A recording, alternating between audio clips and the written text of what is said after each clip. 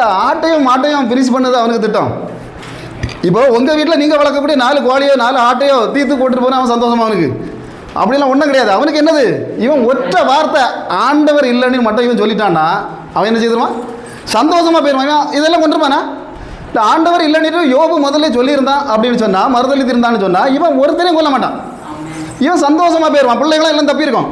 ஆனால் பாருங்க, இவன் என்ன செய்துட்டான்? யோபு இதுக்கெல்லாம் ஒன்றும் அடிப்படையில் அப்படிதான். அவன் ஆண்டவர்கிட்ட சாட்சி பெற்றவன். அவன் என்ன சொல்கிறான்?